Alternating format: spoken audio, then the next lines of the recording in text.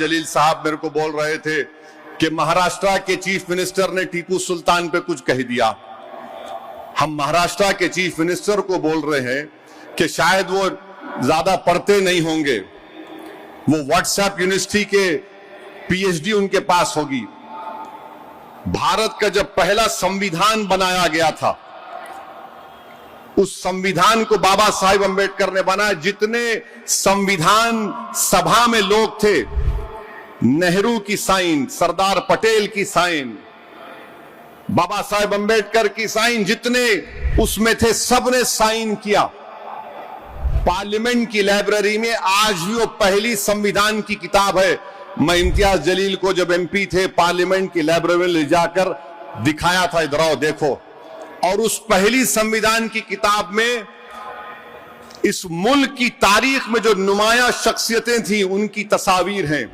राम, सीता, लक्ष्मण की है, गुरु नानक की है, मुगल बादशाह अकबर की है, झांसी की रानी की है और टीपू सुल्तान की भी फोटो उसमें है। तो फडणवीस साहब वो पढ़ लो आप।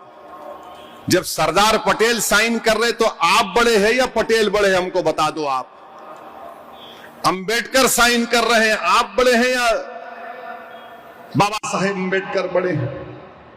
अच्छा, दूसरी बात, जब 1799 में टीपू सुल्तान की शहादत हुई, अंग्रेजों से लड़कर टीपू की शहादत हुई, जेल में बैठकर टीपू तुम्हारे वीर की तरह 6 लव लेटर नहीं लिखा अंग्रेजों को मैं माफ कर दो, तुम जो बोले मैं करता हूं।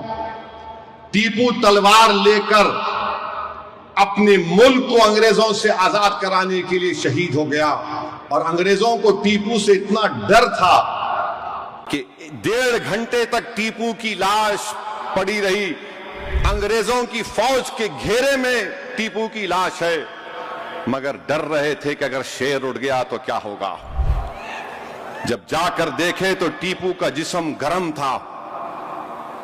क्या यह बात सच नहीं है देवेंद्र फडणवीस साहब कि टीपू की लाश के पास से, उसके पास से अंगूठी निकली सोने की, उस पे क्या लिखा हुआ था? राम। उस पर राम लिखा हुआ था। और 2014 में बर्तानिया में 1,40,000 पाउंड में उसका हर्राज हुआ। क्या यह बात झूठ है कि एपीजे अब्दुल कलाम ने अपनी किताब विंग्स ऑफ फायर में लिखा कि भारत मौजूदा जो मिसाइल टेक्नोलॉजी, रॉकेट टेक्नोलॉजी को आज कर रहा है, वो टीपू के ख्वाबों को हम पूरा कर रहे हैं। एपीजे अब्दुल कलाम तो आपके लिए हीरो है ना, हमारे लिए भी है, मगर आपके लिए ज्यादा है। आप तो बोलते नहीं हर मुसलमान एपीजे अब्दुल कलाम क्यों ना चाहिए। ठीक है, मैं खराब हूं, वो अच्छे हैं, तो उनकी बात को मान लो। विंग्स ऑफ फायर में एपीजे अब्दुल कलाम ने टीपू सुल्तान का जिक्र किया। अच्छा चलो ये भी मत मानो तो तुम गांधी को मानते नहीं मानते, या फिर तुम गोडसे को मानते, बोलो हमको। गांधी ने अपनी यंग एज मैगजीन में लिखा कि Tipu Sultan was the embodiment of Hindu Muslim unity.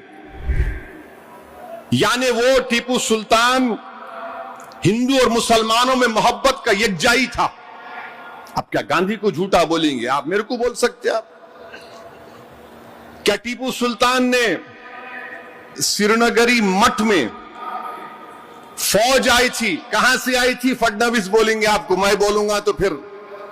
फौज आकर सोने का एक पुतला था उस मंदिर में, लूट के लेके चले गए, शारदा देवी का। टीपू ने वहां पर मंदिर को तामीर करवाया, ग्रांट लिखे। 1791 जुलाई 6 को टीपू ने खत लिखा था मेलकोटे को। मेलकोटे की मंदिर के बारे में उसमें लिखा गया, आज भी जाकर देख सकते। बादशाह था टीपू, टीपू डेमोक्रेट नहीं था। बादशाह और जमहूरियत में फर्क होता है।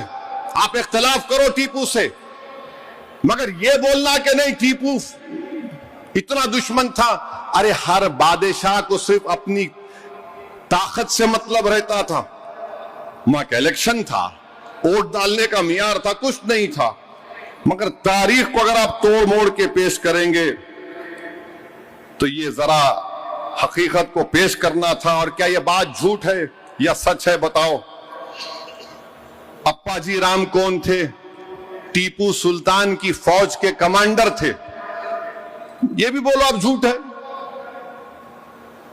टीपू सुल्तान के साथ थे ये लोग। उनके ट्रेजरर कौन थे? खाजिन कौन थे? कृष्णा राव।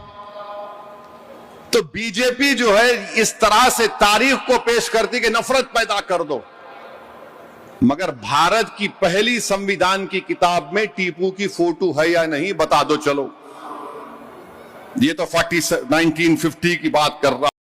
मुसलमानों उठो, अब उठने का वक्त है।